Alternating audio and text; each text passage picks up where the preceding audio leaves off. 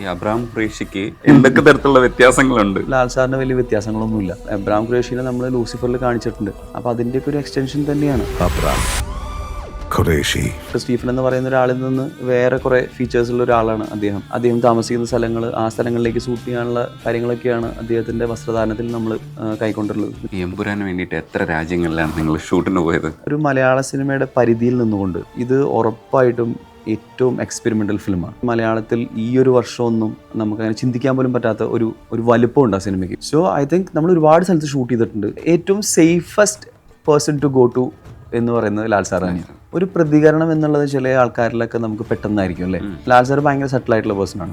എന്ത് കാര്യത്തിനെയും ഭയങ്കര മനസ്സമാധാനത്തോടുകൂടി കേൾക്കുകയും ഇങ്ങോട്ട് ഇത് എന്തുകൊണ്ടാണ് ഇങ്ങനെയെന്നൊക്കെ ചോദിക്കുന്ന ഒരാളാണ്. ഇപ്പോൾ പൃഥ്വിരാജിൻ്റെ പോലെ ഒരു ഡയറക്ടർ, എൻ്റെ 3ാമത്തെ സിനിമയാണ് അദ്ദേഹത്തിൻ്റെ കൂടെ. ഐ മീൻ 3 ഡയറക്ടറിലും ഞാനാണ് വർക്ക് ചെയ്തത്. ഞാൻ ഭയങ്കര ഹാപ്പിയാണ്, ഞാൻ ഭയങ്കര ത്രില്ഡാണ്. കുറച്ച് നാളത്തേക്ക് ഞാൻ സിനിമ ചെയ്തില്ലെങ്കിൽ പോലും ഞാൻ അതിൻ്റെ ഉള്ളിൽ ഭയങ്കര ഹാപ്പിയാണ്. പൃഥ്വിരാജിന്റെ ശരീരം, വിവേക് ഒബ്രോയെ പോലുള്ള നമ്മൾ രസകരമായി നോക്കിയിരിക്കുന്ന ചില ശരീരങ്ങളുണ്ട്. ലാൽ സാർ ഒരു കുർത്തയും ഒരു മുണ്ടും എടുത്ത് വരുന്ന ആ ഒരു പ്രൗഡി നമുക്ക് മലയാളത്തിൽ വേറെ ആർക്കുമില്ല. മമ്മൂക്കയ്ക്ക് വേറൊരു സ്റ്റൈലുണ്ട്, പക്ഷെ ലാൽ സാറിന് വേറൊരു സ്റ്റൈലുണ്ടല്ലോ. അതിപ്പോ നമ്മുടെ എത്ര യങ് ആക്ടേഴ്സിന് അത് മടത്തും കൂടെ കിട്ടി. ഇപ്പുറത്ത് ചിലപ്പോൾ 6 പാക്ക് ഉള്ള ഒരാളാണെങ്കിൽ അദ്ദേഹം ചിലപ്പോൾ ഭയങ്കര നല്ല സൂട്ടോ കാര്യങ്ങളൊക്കെ അല്ലെങ്കിൽ അങ്ങനത്തെ ഫിറ്റിങ്ങിലേക്കൊക്കെ പോകുമ്പോൾ അതാണ് ഏറ്റവും ഇമ്പോർട്ടൻറ്റ്, ശരീരമല്ല. വാട്സാപ്പ് വഴി ഇംഗ്ലീഷ് പഠിക്കാൻ ഇംഗ്ലീഷ് കഫേ ഉള്ളപ്പോൾ ഇംഗ്ലീഷ് ഒരു വിഷയമേ അല്ല. English cafe presents you the perfect English. English Cafe. We present you the perfect English. WhatsApp now 9633 888 575. Sujith സുധാകരനാണ് നമുക്കിപ്പോൾ ഉള്ളത്. ഹായ് സുധേ. ചോദിച്ചു തുടങ്ങുന്നതിന് മുമ്പ് ഇട്ടിരിക്കുന്ന ഷർട്ട് ഞാൻ വന്ന് പിടിച്ചു നോക്കി, നല്ല സുഖമുണ്ട്. ഇതെന്ത് മെറ്റീരിയലാ? ഭയങ്കര ചൂടൊക്കെ ഇല്ലേ, അപ്പം നമ്മൾ ആദ്യം പോയി എടുക്കുന്നത് നമുക്ക് കുറച്ചും കൂടെ ഏറിയ ആയിട്ടുള്ള അല്ലെങ്കിൽ നമ്മൾക്ക് അഫോർഡബിൾ ആയിട്ടുള്ള, നമ്മുടെ ശരീരത്തിന് അഫോർഡ് ചെയ്യാൻ പറ്റുന്ന രീതിയിലുള്ള തുണികൾ ഇടുക, സിമ്പിളായി നടക്കുക. കോട്ടൺ ആണ്, കോട്ടന്റെ കുറച്ച് വീവ് കുറച്ച് വ്യത്യാസം വന്ന ഒരു തുണിയാണ്, കോട്ടൺ തന്നെയാണ്. അപ്പൊ അങ്ങനെ നമ്മളെ റിലാക്സ് ചെയ്ത് കൊണ്ടുപോവാ. നിങ്ങളില്ലെങ്കിലും എപ്പോഴും സിമ്പിൾ ആയിട്ടുള്ള ഡ്രസ്സാണ് ഇടുക. ആണോ? ഒരു കോസ്റ്റ്യൂമറുടെ ജാടയൊന്നുമില്ല, അതിന്റെ ആവശ്യമില്ലല്ലോ, ജോലിയിൽ അത് വന്നാൽ മതി. പക്ഷെ ക്യാരക്ടേഴ്സ് ഒക്കെ എപ്പോഴും ഇപ്പോൾ എമ്പുരാൻ വരുമ്പോ പല രാജ്യങ്ങളാണ്, പലതരം ക്യാരക്ടേഴ്സാണ്, പല ജീവിതങ്ങളുള്ള മനുഷ്യരുണ്ട്. ഭയങ്കര ചലഞ്ചിങ് ആണ്, പക്ഷെ നമുക്ക് റെഫറൻസ് ഒക്കെ എടുക്കാൻ പറ്റും. പക്ഷെ ഇതൊരു വലിയ പടമാണെന്നുള്ളതാണ് നമ്മുടെ ഒന്നാമത്തെ പ്രശ്നം. അപ്പൊ നമ്മൾ അങ്ങനെയാണോ ചിന്തിക്കുക? നിങ്ങൾ ഓരോ കഥാപാത്രങ്ങളെയും അല്ലാതെ തന്നെ സമീപിക്കുക? എങ്ങനെയാണ് എമ്പുരാനിൽ ചെയ്തേക്കുന്നത്? ബേസിക്കലി നമുക്ക് ഓൾറെഡി ലൂസിഫർ ചെയ്തു വെച്ചിട്ടുള്ളതുകൊണ്ട് ആ സിനിമയുടെ ഒരു എക്സ്റ്റൻഷൻ തന്നെയാണത്. പക്ഷെ അത് ഭയങ്കര സിമ്പിൾ ആയിട്ടുള്ള ലുക്കും ഉണ്ട്, സ്റ്റൈലിഷ് ആയിട്ടുള്ള ലുക്കും ഉണ്ട്. നമ്മൾ ഓൾറെഡി അത് വർക്ക് ചെയ്തല്ലോ, അവിടെ നിന്നാണല്ലോ നമ്മൾ 1ാം നില കയറിയിട്ടാണല്ലോ 2ാം നിലയിലേക്ക് വരുന്നത് എന്ന് പറഞ്ഞ പോലെ അതിന്റെ ഒരു ബേസ് നമ്മൾ ചെയ്തു വെച്ചതിൽ നിന്ന് എല്ലാവർക്കും ഈ സിനിമയിൽ വർക്ക് ചെയ്തിട്ടുള്ള ഓൾമോസ്റ്റ് എവറി, ഈവൻ ആർട്ടിസ്റ്റ് ആണെങ്കിലും അല്ലെങ്കിൽ ടെക്നീഷ്യൻസ് എസ്പെഷ്യലി, അവർ തന്നെയാണ് ഈ സിനിമയിലേക്ക് ക്യാരി ഫോർവേഡ് ചെയ്തിട്ടുള്ളത്. അപ്പം നമ്മളെ സംബന്ധിച്ചിടത്തോളം ഒരു പേജ് നമ്മൾ വായിച്ച് 2ാമത്തെ പേജിലേക്ക് പോകുന്ന പോലെ തന്നെയാണത്. അല്ലാതെ ഇതൊരു സ്റ്റാൻഡേർഡ് ഓൺ ഫിലിം ആദ്യമായിട്ടാണ് നമ്മൾ ചെയ്യുന്നതെങ്കിൽ ഈ പറഞ്ഞ ഒരു വലിയൊരു രീതിയിലേക്ക് നമ്മൾ അങ്ങനെ ചിന്തിക്കേണ്ടി വരും. പക്ഷെ അങ്ങനെ ചെയ്തു വെച്ചിട്ടുള്ളതുകൊണ്ട് നമുക്ക് കുറച്ചും കൂടെ എളുപ്പമായിരുന്നു. പൃഥ്വിരാജ് ആ ഒരു ബ്രീഫിൽ പറഞ്ഞ പോലെ ഇതൊരു ഖുറേഷി അബ്രഹാമിൻ്റെ എസ്റ്റാബ്ലിഷ്മെൻ്റ് ആണ്. അപ്പം നമ്മളെവിടെ നിർത്തി എന്നുള്ള സാധനം അവിടെ നിന്ന് നമ്മൾ തുടങ്ങുന്നു എന്നൊക്കെ പറയുന്നിടത്ത് നമുക്ക് കുറച്ചുകൂടെ എളുപ്പമുണ്ട് ആ ക്യാരക്ടറിനെ മനസ്സിലാക്കാനോ അല്ലെങ്കിൽ അങ്ങനെയുള്ള കാര്യങ്ങൾക്ക് അദ്ദേഹത്തിൻ്റെ ഒരു ബേസ് നമുക്ക് മനസ്സിലാവുന്നുണ്ട്. സോ കുറച്ചും കൂടെ എന്താ പറയുക, നമ്മൾ വിചാരിക്കുന്ന അത്ര അങ്ങനെ ബുദ്ധിമുട്ടായിട്ട് തോന്നാറില്ല. ബിക്കോസ് നമ്മൾ അതിൻ്റെ ഉള്ളിലേക്ക് ഇറങ്ങാണ്. പിന്നെ ടെക്നീഷ്യനെ സംബന്ധിച്ചിടത്തോളം എത്ര സമയം നമ്മളതിൽ ചിലവഴിക്കുന്നു എന്നുള്ളത് വലിയ കാര്യമാണ്. അങ്ങനെയല്ലേ? ഇപ്പം നമ്മൾ ഒരു സിനിമ എനിക്ക് തോന്നുന്ന ഓൾമോസ്റ്റ് ഒരു 15 to 16 months സമയം നമ്മളിതിൻ്റെ ഷൂട്ട് തുടങ്ങി അവസാനിക്കുന്നവരെ നമ്മൾ എടുത്തിട്ടുണ്ട്. അപ്പോൾ അത്രയും സമയം നമുക്ക് ആ സിനിമയ്ക്ക് കൊടുക്കാൻ പറ്റുമ്പോൾ നമ്മൾ ആ സിനിമയുടെ കൂടെ ട്രാവൽ ചെയ്യാൻ പറ്റും. അതിൻ്റെ കൂടെ നമ്മൾ വേറെ കുറേ കാര്യങ്ങൾ ചെയ്യാൻ ശ്രമിച്ചാൽ ചിലപ്പോൾ അത്രമാത്രം ഇൻവോൾവ്മെൻറ്റ് ഉണ്ടാവില്ല. സോ അതിൻ്റെ പ്രൈസ് എന്ന് പറയുന്നത് നമ്മൾ കൊടുക്കുന്ന സമയമാണ്, നമ്മൾ എടുക്കുന്ന effort as well as time. So in that sense നമ്മൾ അതിൻ്റെ കൂടെ ജീവിക്കായിരുന്നു. ചില ഡൈകളൊക്കെ പഴയ ഡൈകൾ ഒക്കെ കൊണ്ടുവന്നിട്ട് അത് നമ്മൾ പുതുമയോടുകൂടി അവതരിപ്പിക്കുമ്പോൾ നമുക്ക് ആ ടെക്സ്ചർ കിട്ടാൻ വേണ്ടിയിട്ടുള്ള നമ്മുടെ ഒരു കരുതലാണ്. അപ്പൊ അങ്ങനെയൊക്കെ ചിന്തിക്കുന്ന ഒരാൾ എന്തായാലും ഓരോ നാട്ടിൽ പോയപ്പോൾ ആ നാടുകളെ കുറിച്ചോ ആ നാട്ടിലെ പൊതുവായിട്ടുള്ള രീതികളെ കുറിച്ചൊക്കെ എന്തായാലും റിസർച്ച് ചെയ്തിട്ടുണ്ടാവും. അങ്ങനെയൊക്കെ ഭയങ്കര റിസർച്ചോട് കൂടിയാണോ സമീപിച്ചിരിക്കുന്നത്, അതേ ഫ്ലാറ്റ് ആയിട്ടാണോ? ഈ സിനിമയെ സംബന്ധിച്ചിടത്തോളം നമുക്ക് സ്കോപ്പ് എന്ന് പറയുന്നുണ്ടല്ലോ. അപ്പം നമ്മൾ സിനിമയുടെ കഥ തന്നെയാണ് ഏറ്റവും വലിയ സ്കോപ്പ്. അതായത് നമ്മൾ ഈ സിനിമയുടെ കഥയുടെ പശ്ചാത്തലത്തിൻ്റെ ഉള്ളിൽ നിൽക്കുക എന്ന് പറയുന്നത് ഭയങ്കര ആവശ്യമാണ്. അതിൻ്റെ ഉള്ളിൽ നിന്നുകൊണ്ടുള്ള കളികൾ മാത്രമേ നടക്കുള്ളൂ. അല്ലാതെ നമുക്ക് ചിലപ്പോൾ ഒരു ഡിസൈനിങ് പോയിന്റ് ഓഫ് വ്യൂവിൽ നമുക്ക് ഒരുപാട് കാര്യങ്ങൾ ചെയ്യാനുണ്ടെങ്കിലും അതിന് റെസ്ട്രിക്ഷൻസ് ഉണ്ട് നമുക്ക്, അല്ലേ? അപ്പോൾ ഈ ക്യാരക്ടേഴ്സ് ഇങ്ങനെയാണ്, അല്ലെങ്കിൽ ഈ സിനിമയുടെ ഒരു കളറിങ് ഇങ്ങനെയാണ്, ഈ സിനിമ നമ്മൾ ഇമോട്ട് ചെയ്യുന്ന ഒരു വിഷൻ ഇങ്ങനെയാണെന്നൊക്കെ കുറേ കാര്യങ്ങളുണ്ടല്ലോ. അപ്പോൾ ഇപ്പോഴും നമ്മൾ അതിൻ്റെ ഉള്ളിൽ നിന്നേ നമ്മൾ ചിന്തിക്കാൻ പാടുള്ളൂ. അതിൻ്റെ പുറത്തേക്ക് പോയി കഴിഞ്ഞാൽ അപ്പം അവിടെ കോസ്റ്റ്യൂംസ് എന്ന് പറയുന്ന ഒരു സെക്ഷൻ മാറി നിൽക്കും, ഈവൻ മേക്കപ്പ് എന്ന് പറയുന്ന ഒരു സെക്ഷൻ മാറി നിൽക്കും. അപ്പം നമ്മുടെ ആവശ്യം ഇതൊന്നും മാറി നിൽക്കാതെ നമുക്ക് സിനിമ പറയാമെന്നുള്ളതാണ്.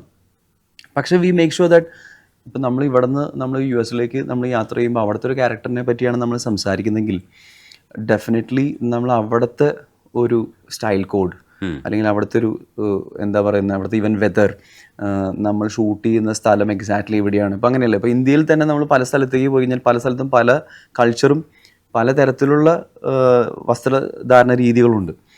സോ നമ്മൾ എവിടെയാണ് ഇതിനെ എസ്റ്റാബ്ലിഷ് ചെയ്യുന്നത്? ഇപ്പോൾ നമ്മൾ ജസ്റ്റ് US എന്ന് പറയുന്നതുകൊണ്ട് US-ലത്തെ എന്തും നമുക്ക് ചെയ്യാൻ പറ്റില്ല. സോ അങ്ങനെയുള്ള കുറേ കാര്യങ്ങൾ, ഇപ്പം ഈവൻ മിലിറ്ററി ആവാം. അപ്പോൾ അതിനൊരു കോഡുണ്ട്, ആ കോഡിനെ നമ്മൾ കറക്റ്റായിട്ട് കണക്ട് ചെയ്യുക, അതിനെ മോർ ടുവേർഡ്സ് റിയാലിറ്റിയിലേക്കാണ് നമ്മൾ കൊണ്ടുവരുന്നത്. അല്ലാതെ ഇതിനെ എത്രമാത്രം ഗ്ലാമറസ് ആക്കാം എന്നുള്ളതല്ല, അതതിൻ്റെ സെക്കൻഡറി പാർട്ടാണ്. സോ ടു ദ ക്യാരക്ടറാണ് നമ്മൾ, അല്ലെങ്കിൽ to the character and to the script ആണ് ഇതിൽ മൊത്തം സിനിമയിലെ കോസ്റ്റ്യൂം ഡിസൈനിങ് എന്ന് പറയുന്നത്. എമ്പുരാന് വേണ്ടിയിട്ട് എത്ര രാജ്യങ്ങളിലാണ് നിങ്ങൾ ഷൂട്ടിന് പോയത്?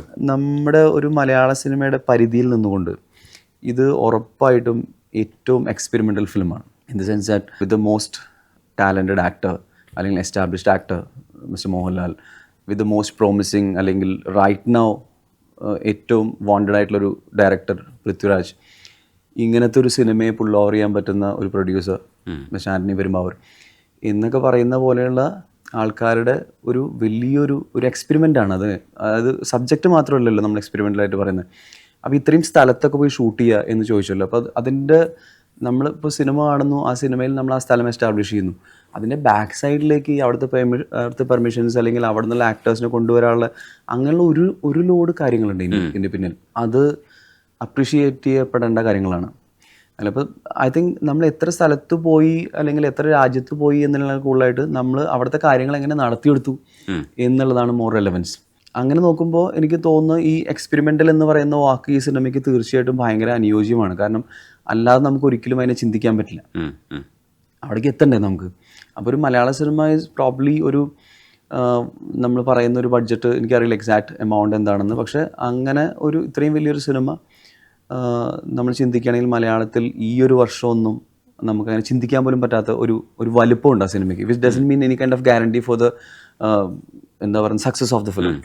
അങ്ങനെ നമുക്ക് പറയാൻ പറ്റില്ലല്ലോ. സിനിമ ഒരുപാട് വലുതായതുകൊണ്ട് നമ്മുടെ സക്സസ് വലുതായി എന്ന് നമുക്ക് പറയാൻ പറ്റില്ല.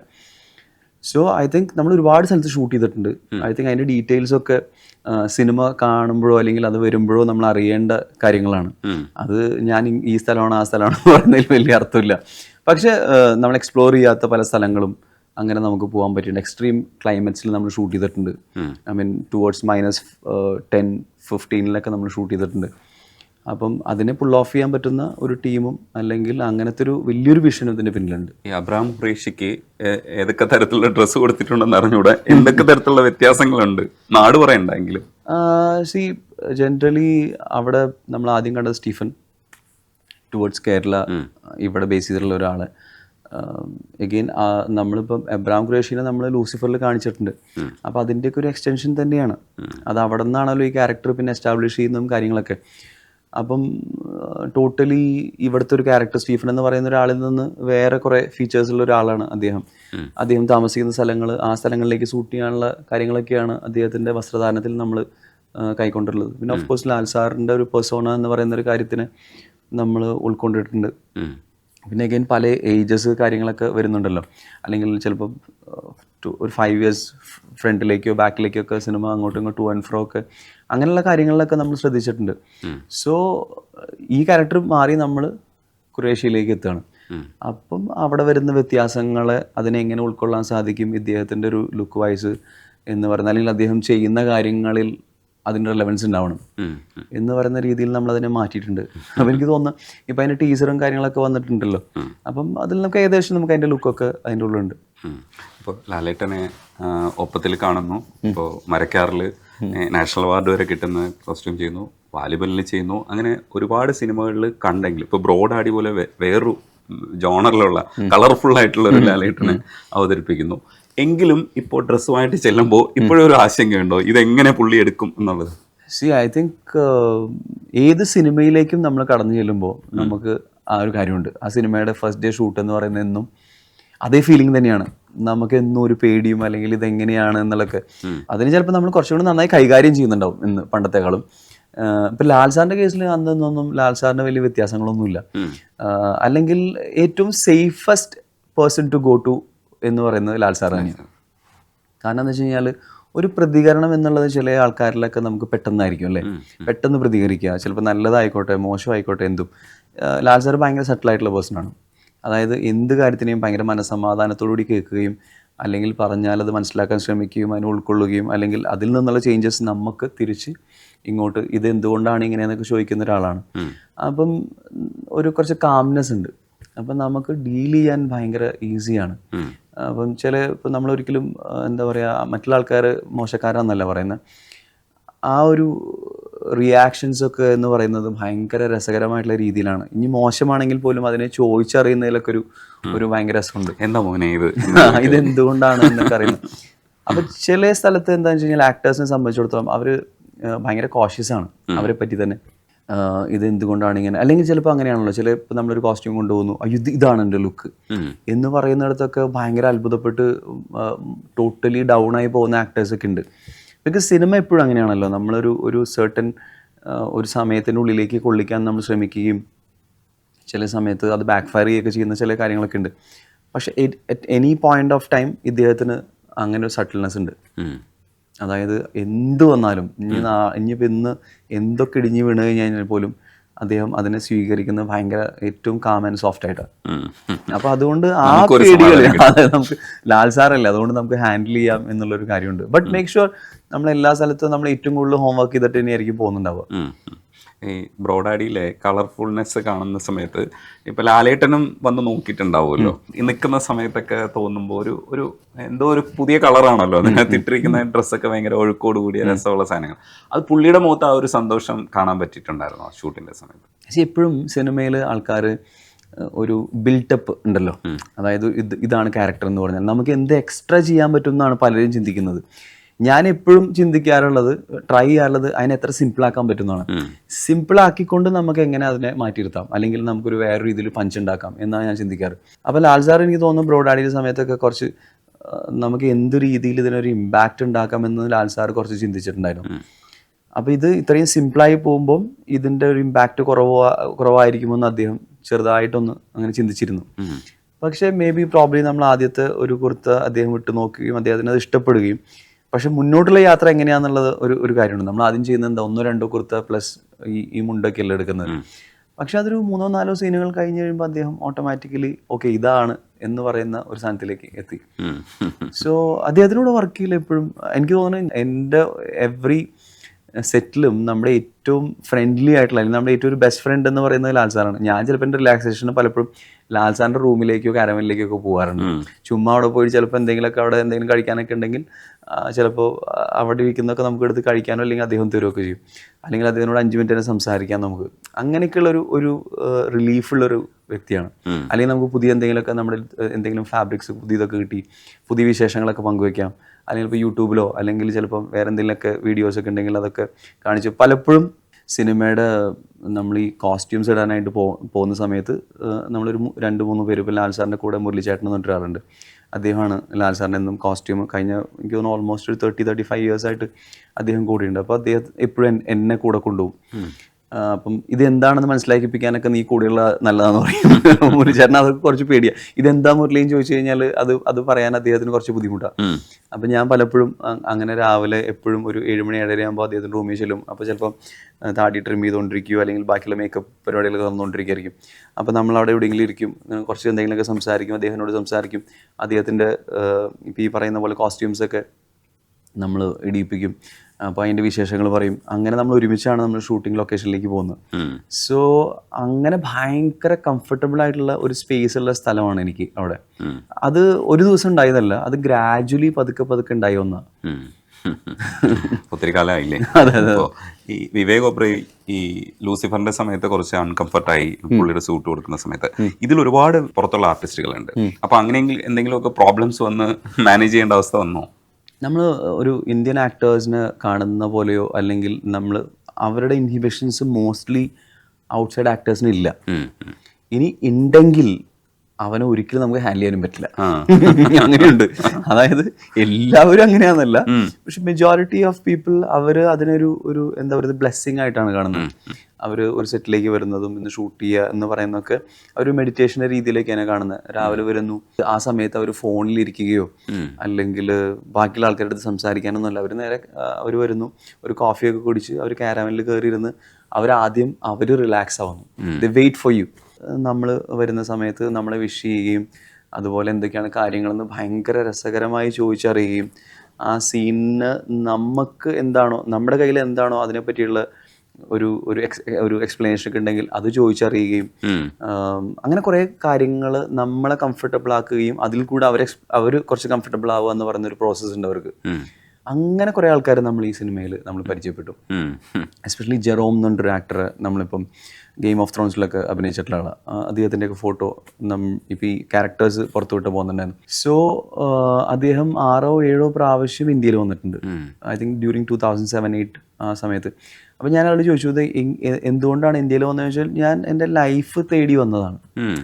അതായത് അയാൾ ആക്ടറാണ്, എസ്റ്റാബ്ലിഷ്ഡ് ആക്ടറാണ്, കുറേ കാര്യങ്ങൾ വളരെ നല്ല രീതിയിൽ ലൈഫിൽ നടന്നുകൊണ്ടിരിക്കുന്ന സമയത്ത് പോലും നമ്മൾ എവിടെയോ എന്തോ മിസ് ചെയ്യുന്നു എന്ന് പറയില്ലേ, അല്ലെങ്കിൽ ഇതല്ല വേറെ എന്തോ ബാക്കിയുണ്ടെന്നൊക്കെ തോന്നുന്ന അങ്ങനെയൊക്കെ തോന്നലുകളൊക്കെ ചിലപ്പോൾ ലൈഫിൽ ഉണ്ടാവുമല്ലോ.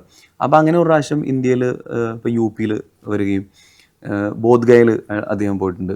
അപ്പം അവിടെയൊക്കെ പോയിട്ട് പിന്നെ ഒരു ഓൾമോസ്റ്റ് നെക്സ്റ്റ് 6 or 7 years അയാൾ കണ്ടിന്യൂസ് ആയിട്ട് വന്നുകൊണ്ടിരുന്നു ആ സമയത്ത്. അപ്പം അങ്ങനെ ഇന്ത്യയായിട്ട് കണക്ഷനുള്ള ഒരാളാണ്. അപ്പോൾ ആലോചിച്ച് നോക്കും. അപ്പോൾ അദ്ദേഹത്തിൻ്റെ കൂടെ അദ്ദേഹത്തിന് ആദ്യം നമ്മൾ ഈ കോസ്റ്റ്യൂം ട്രയലിന് വേണ്ടിയിട്ട് ഞങ്ങൾ 11 പേരാണ് പോകുന്നത്. അത് UK-യിലായിരുന്നു. അപ്പോൾ 11 പേര് നമ്മൾ അദ്ദേഹത്തിൻ്റെ റൂമിൽ പോകുന്നത്. അദ്ദേഹം ഞെട്ടിപ്പോയത് എന്താ സംഭവം. അപ്പോൾ ജനറലി ഈ ആക്ടേഴ്സൊന്നും അവരുടെ ഒരു കോഡ് വെച്ചിട്ട് അവരൊരിക്കലും അവരുടെ കോസ്റ്റ്യൂം ഫിറ്റിംഗ് ഒന്നും അവരുടെ റൂമിൽ ചെയ്യില്ല. അവരുടെ രീതിയിൽ എങ്ങനെയാണെന്ന് വെച്ചാൽ അതിനുവേണ്ടി ഒരു സെപ്പറേറ്റ് സ്പേസ് ആൻഡ് ടൈം വേണം അവർക്ക്. ആ സ്ഥലത്ത് മാത്രമേ അവർ ചെയ്യുള്ളൂ. പക്ഷെ നമ്മുടെ സിനിമയുടെ റെസ്ട്രിക്ഷൻസോ നമ്മുടെ കാര്യങ്ങൾ കൊണ്ടോ നമ്മൾ നേരെ റൂമിലേക്കാണ് പോയത്. പക്ഷെ അതിനെ അവർക്ക് അയാൾക്ക് സ്വീകരിക്കാൻ പറ്റി. ഈ ടുക്ക് ഇറ്റ് വെരി വെൽ. അപ്പം അങ്ങനെ ചോദിച്ചറിയുകയും അതിലുള്ള ആൾട്രേഷൻസ് അദ്ദേഹത്തിൻ്റെ രീതിയിൽ ഇപ്പം അവിടുത്തെ മോസ്റ്റ്ലി അവിടുത്തെ രീതികളാണല്ലോ ആ തുണികൾക്കൊക്കെ. അപ്പം അതിൽ നമ്മൾ കുറച്ച് ചോദിച്ച ചോദ്യങ്ങൾക്കൊക്കെ അദ്ദേഹത്തിന് നമുക്ക് നല്ല ഉത്തരങ്ങൾ പറയാൻ സാധിക്കുകയും നമുക്ക് പറഞ്ഞു തരികയും നമ്മളെ ഒരു ബോധവാനാക്കുകയും അങ്ങനെ നമ്മൾ അതിനെ വീണ്ടും ഒരു സെക്കൻഡ് റൗണ്ട് വീണ്ടും ചെയ്യുകയും. സോ എഗെയിൻ നമ്മുടെ മേക്കപ്പായിട്ട് ബന്ധപ്പെട്ട കാര്യങ്ങളൊക്കെ അവർക്ക് അങ്ങനെയുള്ള മേക്കപ്പോ കാര്യങ്ങളൊക്കെ വെച്ചാൽ യൂഷ്വൽ മേക്കപ്പ്. പക്ഷെ നമ്മുടെ സിസ്റ്റം എന്ന് പറയുന്നത് അവരുടെ അത്രയും ടൈം ടേക്കിംഗ് അല്ല. അവർ അത്ഭുതപ്പെടുകയാണ് ശരിക്കും പറഞ്ഞാൽ. നമ്മുടെ ഇന്ത്യക്കാരുടെ മൾട്ടി ടാസ്കിങ് നമ്മൾ അങ്ങനെയാണല്ലോ. നമ്മൾ ഒരാൾ തന്നെ ഒരുപാട് കാര്യങ്ങൾ ചെയ്യുന്നു സെറ്റിൽ പോലും. പക്ഷേ they think that how is it possible, ഇത് എങ്ങനെയാണ് നിങ്ങളെ കൊണ്ട് സാധിക്കുന്നതെന്ന് ചോദിക്കുന്നത്. ഇപ്പോൾ അവിടെ അങ്ങനെയൊക്കെയാണ്. ഇപ്പോൾ നമ്മളൊരു വൈഫൈ കണക്ഷൻ പോലും പോയി കഴിഞ്ഞാൽ ചിലപ്പോൾ അത് വന്ന് ശരിയാക്കാൻ വേണ്ടി 10 ദിവസം സമയം എടുക്കും. ആ 10 ദിവസം വരെ നമുക്ക് വൈഫൈ ഇല്ല. നമ്മൾ എന്തൊക്കെ പറഞ്ഞിട്ടും കാര്യമില്ല. അത് അവരുടെ രീതി അങ്ങനെയാണ്. അപ്പം നമ്മൾ കുറച്ചും കൂടെ പെട്ടെന്ന് ഫാസ്റ്റാണ്, നമ്മൾ കുറച്ചും കൂടെ അഗ്രസീവാണ്. അവരെല്ലാത്തിനെയും അങ്ങനെ എടുക്കുന്ന ആൾക്കാരെയാണ് നമ്മൾ കൂടുതൽ കണ്ടത്. സോ അവരുടെ കൂടെ വർക്ക് ചെയ്യുക എന്ന് പറയുന്നത് ഇപ്പോൾ ഗെയിം ഓഫ് ത്രോൺസിൽ ഇദ്ദേഹം ഗെയിം ഓഫ് ത്രോൺസിലുള്ള ആൾ ഇതിലുണ്ടെന്ന് പറഞ്ഞപ്പോൾ പിന്നെ നമ്മൾ വേറെ അതെ അതെ അതെ ബിക്കോസ് അങ്ങനെ ഒരാളെ നമുക്ക് കാണാൻ കിട്ടുന്നില്ലേ. അപ്പം അതുകൊണ്ട് ഞാൻ പറഞ്ഞു അങ്ങനെ ഒരു സിനിമയെ നമുക്ക് അല്ലെങ്കിൽ നമ്മുടെ മലയാളത്തിൽ നിന്നൊരു സിനിമ പോയിട്ട് അങ്ങനത്തെ ഒരാളെ നമ്മൾ അഫോർഡ് ചെയ്യുന്നു എന്ന് പറയുന്നത്. അപ്പം അതുകൊണ്ട് എന്നെ സംബന്ധിച്ചിടത്തോളം ഇതൊരു ഭയങ്കര എക്സ്പെരിമെൻ്റൽ ഫിലിമാണ്. ഇപ്പം എന്നോട് ഒരാൾ ചോദിക്കുകയുണ്ടായി, നമ്മുടെ ഒരു ഫാമിലി എന്ത് തള്ളലാണല്ലേ തള്ളുന്നത്, ഗെയിം ഓഫ് ത്രോൺസിലത്തെ ആക്ടറെ കൊണ്ടുവന്നുണ്ട് അത് തള്ളുന്നു, അമീർ ഖാൻ്റെ സിസ്റ്റർ ഉണ്ടെന്ന് പറയുന്നു. അപ്പോൾ ഞാൻ അദ്ദേഹം ചോദിച്ചത് ഇത് ജനറലി ഒരു ദിവസം നടക്കുന്ന ഒരു സിനിമയിൽ എല്ലാ സിനിമയും നടക്കുന്ന കാര്യമല്ലല്ലോ. ഇത് നമുക്ക് എഫോർഡ് ചെയ്യുന്നതുകൊണ്ടല്ലേ നമ്മൾ സിനിമയിലേക്ക് കൊണ്ടുവരുന്നത്. അതിന് നമുക്ക് പുറത്തു പറയാനുള്ള അവകാശമുണ്ട്. അത് തള്ളലല്ല, അതുള്ള കാര്യമാണ്. നാളെ ഇദ്ദേഹം സിനിമയിൽ ഇല്ലെങ്കിൽ അത് തള്ളലായിരുന്നു. അപ്പം അങ്ങനെ കുറെ എന്താ പറയുന്ന ഒരു ഫോറിൻ ആക്ടേഴ്സൊക്കെ ഈ സിനിമയിലുണ്ട്. ഈ ഫാക്ടേഴ്സ് ഒക്കെ ഒരുമിച്ച് വന്നത് സിനിമ വിജയത്തിലെത്തുമ്പോഴാണ് നമുക്കൊരു സന്തോഷം കിട്ടുന്നത്. മരക്കാറ് ചെയ്യുമ്പോൾ മരക്കാറ് ശരിക്കും അവാർഡ് വിന്നിംഗ് ആണ്, നാഷണൽ അവാർഡ് കിട്ടുന്നുണ്ട്. പക്ഷേ ബ്രോഡ് ആഡിയെ കുറിച്ച് ഒരുപാട് പേര് വന്ന് സംസാരിച്ചിട്ടുണ്ടാവും പേഴ്സണലി. അപ്പോൾ രണ്ടും രണ്ട് കാര്യങ്ങളാണ്. ഒന്ന്, നമ്മളെ വർക്കിന്റെ കാര്യത്തിൽ അംഗീകരിച്ചതാണ് ഒരർത്ഥത്തിൽ, പക്ഷെ ജനകീയമായിട്ടുള്ള ഒരു ചോദിച്ചറിയൽ നടന്ന ബ്രോഡ് ആഡിയിൽ മറ്റേത് ചെയ്തത് എങ്ങനെയാണ്, മറ്റേത് ഇവിടെ വാങ്ങിക്കാൻ കിട്ടുമെന്നൊക്കെ ചോദിക്കില്ലേ. ഇത് ചില കോൺട്രാസ്റ്റുകൾ നമ്മൾ പല രീതിയിലാണ് ആസ്വദിക്കുന്നത്. ആ രണ്ട് കാര്യങ്ങളെ എങ്ങനെയാണ് ആസ്വദിച്ചത്? Is a very good question. കാരണം എന്താ വെച്ച് കഴിഞ്ഞാൽ ഇങ്ങനെ ആൾക്കാർ ചിന്തിക്കില്ലല്ലോ. ബിക്കോസ് എനിക്ക് തോന്നുന്നു ഇപ്പോഴും നമ്മൾ ഏറ്റവും കൂടുതൽ ഹാർഡ് വർക്ക് ചെയ്യുന്ന കാര്യത്തിനല്ല അപ്രീഷിയേറ്റ് ചെയ്യപ്പെടുന്നത് അല്ലേ. സോ നമ്മളതിനെ ലെറ്റ് ഗോ ചെയ്യാൻ പറ്റും. നമ്മളൊരു ജോലി ചെയ്തു, ആ ജോലി ചെയ്ത് കഴിഞ്ഞാൽ പിന്നെ അത് കഴിഞ്ഞു. പിന്നെ അതിൻ്റെ ഡിസിഷൻ എടുക്കുന്നത് മറ്റുള്ള ആൾക്കാരാണ് എന്ന് പറയുന്നത് നമ്മുടെ ഒരു ജേർണിയിൽ നമുക്ക് മനസ്സിലാവുന്നതാണ്. അല്ലാതെ ഇപ്പം നമ്മുടെ ലാസ്റ്റ് ഇപ്പം എനിക്ക് തോന്നുന്നു നമ്മൾ ഇരുന്ന് സംസാരിച്ചത് മലക്കോട്ടെ. ഐ തിങ്ക് ഞാൻ മരക്കാരിൽ വർക്ക് ചെയ്തതിനേക്കാൾ കൂടുതൽ ഒരുപാട് എഫേർട്ട് ഇട്ട സിനിമയാണ്. അത് എവിടേക്ക് എത്തിയില്ല. പക്ഷെ അത് വിചാരിച്ചിട്ട് നമ്മൾ വർക്ക് ചെയ്തത് ഇല്ലാതാവുന്നില്ല, അല്ലെങ്കിൽ അത് അംഗീകരിക്കപ്പെട്ടില്ല എന്ന് പറയുന്നതിന് വേറെ ഒരുപാട് കാരണങ്ങളുണ്ടല്ലോ. ഈ എല്ലാ സിനിമയും നമ്മൾ വരുന്ന രീതിയിൽ അതിനെ ഉൾക്കൊള്ളുകയും, അത് പുതിയ അനുഭവമാണല്ലോ. പുതിയ അനുഭവമായിട്ട് നമ്മൾ കണക്കാക്കിക്കൊണ്ട് നമ്മൾ അതിലേക്ക് വേണ്ടി ഒരുപാട് പഠനം നടത്തണം. അത് നടത്തി കഴിഞ്ഞിട്ട് ആ സിനിമ വിജയിക്കാതിരിക്കുന്നിടത്തൊക്കെയും എപ്പോഴും നമുക്കൊരു ടേക്ക് അവേ ഉണ്ട് അതിൽ നിന്ന്. അത് ചിലപ്പോൾ നമ്മുടെ ലേണിംഗ് ആയിരിക്കും. ഐ തിങ്ക് ഇതെൻ്റെ 13ാമത്തെ വർഷം എന്താണ് സിനിമയിൽ വന്നിട്ട്. അപ്പം എനിക്ക് ഏറ്റവും ഇഷ്ടപ്പെട്ട കാര്യം എന്ന് പറയുന്നത് എനിക്ക് ഏറ്റവും കൂടുതൽ കാര്യങ്ങൾ പഠിക്കാൻ കിട്ടുന്നു. അല്ല, ഇപ്പോൾ നമ്മളൊരു കോസ്റ്റ്യൂം ഡിസൈനറോ ഫാഷൻ ഡിസൈനറോ ആയിരുന്നതുകൊണ്ട് മാത്രം നമുക്കിതുപോലെ പല രാജ്യങ്ങളിൽ പോവുകയും പല പേഴ്സണാലിറ്റികളെ നമുക്ക് പരിചയപ്പെടാനും അവിടെയുള്ള വസ്ത്രധാരണങ്ങളെ നമുക്ക് നേരിട്ട് കാണാനും മനസ്സിലാക്കാനും, ഈവൻ ഇപ്പോൾ നമ്മൾ ഈ സിനിമയിൽ നമ്മൾ പുറത്തുള്ള രാജ്യങ്ങളൊക്കെ വിടും, നമ്മൾ ഇന്ത്യയിൽ തന്നെ ഒരുപാട് സ്റ്റേറ്റിൽ പോയിട്ടുണ്ട്. ഇപ്പം ഈവൻ ഗുജറാത്തിലൊക്കെ നമ്മൾ ഒരു വളരെ ബാക്ക്വേർഡിലേക്ക് നിൽക്കുന്ന ചില വില്ലേജിലൊക്കെ പോയിട്ടുണ്ട്. അപ്പോൾ അവിടുത്തെ നെയ്ത്തുകൾ പോലും അവിടെ നമ്മൾ ഓൾമോസ്റ്റ് 2 മാസം എന്തോ ഷൂട്ട് ചെയ്തിട്ടുണ്ട്. അവിടുത്തെ ഒരുവിധപ്പെട്ട എല്ലാ നെയ്ത്ത് ഗ്രാമത്തിലേക്കും ഞാൻ പോയിട്ടുണ്ട്. അപ്പം അത് നമ്മുടെ ഡ്രൈവാണ്. എന്ന് വെച്ചാൽ അവിടെ ചെല്ലുന്നു, നമ്മുടെ 10-15 ദിവസത്തിനുള്ളിൽ നമ്മൾ ഷൂട്ടിംഗ് ഒന്ന് സെറ്റിൽ ആവുന്നു. പിന്നെ അത് കഴിഞ്ഞാൽ നമുക്കൊരു വണ്ടി, നമ്മുടെ കമ്പനിയുടെ വണ്ടി എടുത്തിട്ട് നമുക്ക് എവിടേക്കെങ്കിലും യാത്ര ചെയ്യാം. മേ ബി ഒരു ഹാഫ് ഡേ നമുക്ക് പോയി ഇതൊക്കെ കണ്ടിട്ട് തിരിച്ചു വരാം. അങ്ങനെ നമുക്ക് സംഭവിക്കുന്ന സിനിമയിൽ കൂടിയാണല്ലോ. ഇത്രയും തന്നൊരു സിനിമ നമുക്ക് വിജയിക്കാതിരുന്നു കഴിഞ്ഞാൽ പോലും നമുക്ക് സന്തോഷിക്കാൻ വേറെ എത്രയും കാരണങ്ങളുണ്ട്. അപ്പൊ ഞാനതിൽ സന്തോഷിക്കുക, അല്ലെങ്കിൽ എനിക്കതിൽ ആ പഠനം എന്നെ ഒരുപാട് ഹെൽപ്പ് ചെയ്യാറുണ്ട്. ചിലപ്പോൾ നമ്മൾ അടുത്തൊരു സിനിമയ്ക്ക് പോകുമ്പോൾ നമ്മൾ അവിടെ നിന്ന് പിടിച്ചൊരു കണക്ഷനിലേക്കായിരിക്കും നമ്മൾ വീണ്ടും തിരിച്ചു പോകുന്നത്. അത് ചിലപ്പോൾ പ്രോബ്ലി എന്നെ പോലെ കുറച്ചും കൂടെ ഫ്രീ ആയിട്ട് വർക്ക് ചെയ്യാന്ന് പറയില്ലേ. ഫ്രീ ആയിട്ട് വർക്ക് ചെയ്യാന്ന് വെച്ച് കഴിഞ്ഞാൽ ഞാൻ ചിലപ്പോൾ ഒരുപാട് വർക്കുകളെ മിസ് ചെയ്യുന്ന ആളാണ്. മിസ് ചെയ്യുന്ന വെച്ച് കഴിഞ്ഞാൽ ഞാൻ വേണ്ടാന്ന് വെക്കുന്ന ആളാണ്. അത് ചിലപ്പോൾ എൻ്റെ കുറച്ചും കൂടെ വേറൊരു വർക്കിലേക്ക് ഞാൻ സ്വാഭാവികമായി എത്തിച്ചേരാനുള്ള എൻ്റെ ഒരു ഇതാണ്. എന്നുവെച്ചാൽ എനിക്ക് എന്ത് എക്സൈറ്റ് ചെയ്യുന്നു എന്നുള്ള കാര്യത്തിൽ ഞാൻ ഒരുപാട് ചിന്തിക്കാറുണ്ട്. മറ്റുള്ള ആൾക്കാർക്ക് എന്ത് എക്സൈറ്റ് ചെയ്യുന്നതല്ല, എനിക്ക് ഇത് എക്സൈറ്റിങ് ഇനഫാണ്. ഇപ്പം ചില സിനിമകളുണ്ട്, ചിലപ്പോൾ ഇത് അത്രയ്ക്ക് അങ്ങോട്ട് എനിക്ക് ഇഷ്ടപ്പെട്ടില്ല, പക്ഷെ അടുത്തൊരു 3 മാസം വലിയ കുഴപ്പമില്ലാതെ 3-4 മാസം എനിക്ക് വർക്ക് ചെയ്യാം. വലിയ കുഴപ്പമില്ലാത്തൊരു സാമ്പത്തികമായിട്ടുള്ള രീതിയിലൊക്കെ അതിങ്ങോട്ട് വരും.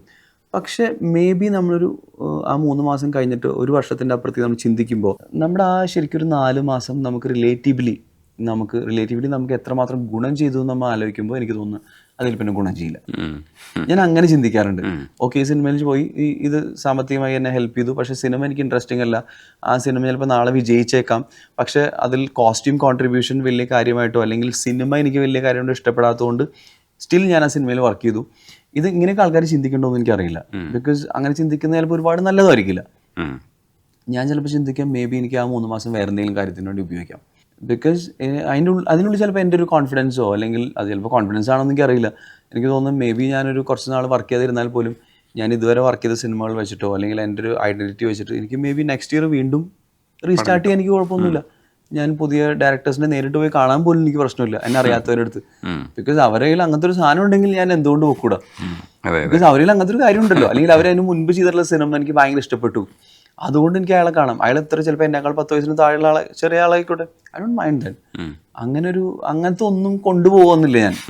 ഈ പ്രിയദർശൻ സാറിനെ ആദ്യം കാണാൻ പോയിട്ട് പലവട്ടം പോയിട്ടാണ് സിനിമയിലേക്ക് ഒപ്പത്തിലേക്ക് എത്തുമ്പോഴാണ് വിളിക്കുന്നത്.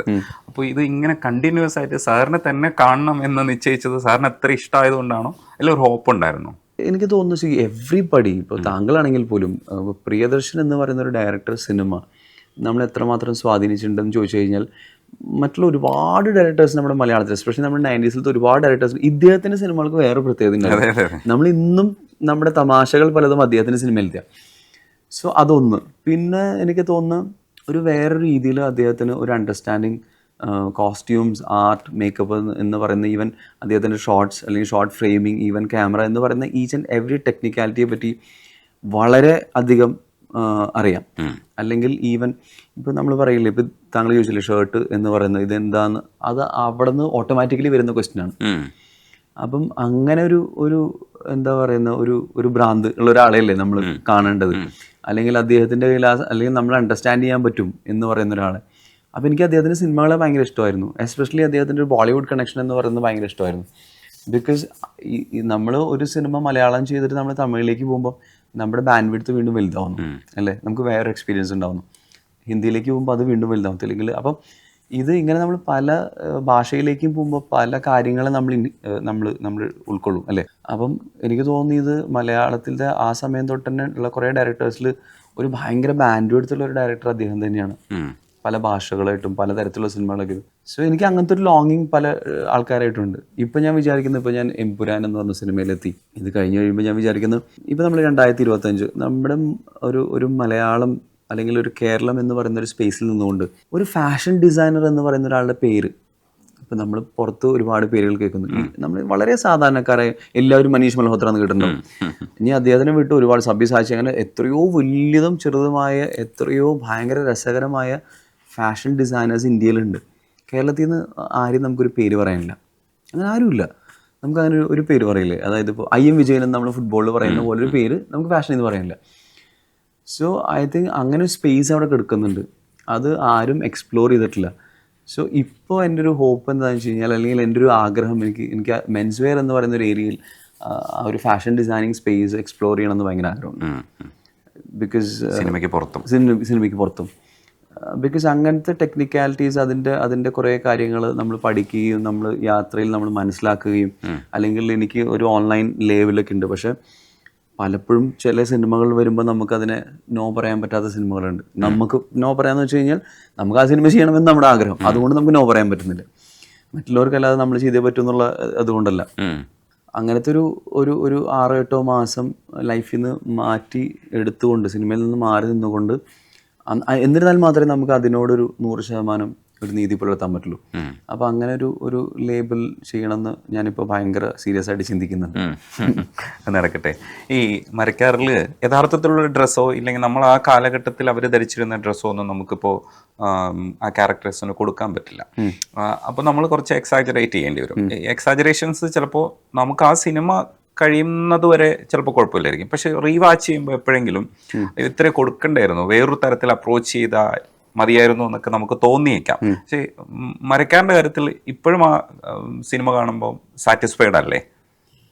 ചില സ്ഥലത്തൊക്കെ ഉണ്ട്, നമുക്ക് അങ്ങനെ തോന്നാറുണ്ട് ഉറപ്പായിട്ടും. പക്ഷേ കുറേ കാര്യങ്ങൾ നമ്മുടെ കൺട്രോളിലല്ലായിരുന്നു, നമുക്ക് അങ്ങനെ ചെയ്യാൻ പറ്റില്ല. ഇപ്പോൾ ഈവൻ ഡയറക്ടേഴ്സിനും ആക്ടേഴ്സിനും എല്ലാവർക്കും ഉണ്ടാവില്ല, അത് നമുക്ക് മാറ്റാൻ പറ്റില്ല. നമ്മുടെ ആ സമയത്ത് നമുക്കും മറ്റുള്ള പല ആൾക്കാർക്കും ഒരുമിച്ച് തോന്നിയ ഒരു എന്താ പറയുക, ഒരു ഡിസിഷനാണത്. അപ്പോൾ അതിനെ നമ്മൾ അങ്ങനെ കാണുന്നതിൽ അർത്ഥമില്ല. പിന്നെ എന്താ വെച്ചാൽ ഇപ്പോൾ നമ്മൾക്ക് തോന്നിയ ഇതേ കാര്യം തന്നെ മേ ബി ആഫ്റ്റർ 1 year ചിലപ്പോൾ നമുക്ക് കാണുമ്പോൾ അതേ നമുക്ക് അന്ന് തോന്നിയ കാര്യം നമുക്ക് വീണ്ടും ശരിയാണെന്നല്ലോ എന്ന് തോന്നാം. പക്ഷെ അങ്ങനെ ചിന്തിക്കുന്നതിൽ അർത്ഥമില്ല.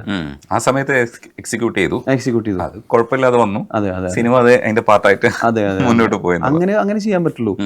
ഇപ്പൊ മീനയുടെ ഡ്രസ്സിനെ കുറിച്ച് ഇടയ്ക്ക് എല്ലാവരും ട്രോൾ ചെയ്തിട്ടുണ്ടായിരുന്നു. എനിക്ക് കിട്ടിയ ഒരു ട്രോൾ എന്ന് പറയുന്നത് ആ സിനിമയ്ക്ക് കിട്ടിയ ഒരു ട്രോൾ അതാണ്. അതിന് എക്സ്പ്ലനേഷൻ പറഞ്ഞിട്ടുണ്ടായിരുന്നു, അത് അങ്ങനെ തന്നെയാണ് ഉദ്ദേശിച്ചത്. അത് കുഴപ്പമില്ലാത്തൊരു സാധനമാണ്, അത് നമുക്ക് പിഴച്ചിട്ടില്ല. പ്രേക്ഷകർ അതെങ്ങനെ എടുത്തു എന്നുള്ളത് അത് അവരുടെ പെർസ്പെക്റ്റീവിൽ നിന്നിട്ടാണ്. പക്ഷെ അത് എക്സാക്ട്ലി അങ്ങനെ തന്നെയാണ് പ്രേക്ഷകർ കാണണം, ഇല്ലെങ്കിൽ അത് അങ്ങനെ തന്നെ ഒരു വലിയ നിലയിൽ കണ്ടാൽ മതി എന്നുള്ളതായിരുന്നു പിന്നണിയിൽ നിൽക്കുന്ന നിങ്ങളെല്ലാം പ്രതീക്ഷിച്ചിരുന്നതും. അതങ്ങനെ തന്നെയാണ് എക്സിക്യൂട്ട് ചെയ്തത്. പക്ഷെ അതിൽ ചില ട്രോളൊക്കെ വരുന്നത് സ്വാഭാവികം, അത് രസമാണ്. ട്രോളിനെ എങ്ങനെ ആസ്വദിച്ചു, ട്രോള് എപ്പോഴും രസമുള്ള കാര്യമാണ്. പക്ഷെ അതിനപ്പുറത്തേക്ക് ചില ചിന്തകളിൽ ഇപ്പോൾ നമ്മളിപ്പോൾ ഗ്രാമം നമ്മൾ ചിത്രീകരിക്കുന്ന സമയത്ത് ആക്ച്വലി കുറച്ചുകൂടെ പഠിച്ചിരുന്നെങ്കിൽ നമുക്ക് കുറച്ചുകൂടെ നന്നാക്കാമായിരുന്നു. എക്സാക്റ്റ് ആ ഗ്രാമത്തിൽ തന്നെ റീക്രിയേറ്റ് ചെയ്യണം, അങ്ങനെയൊക്കെ ഉള്ള വാശിയൊക്കെ ഉണ്ടോ?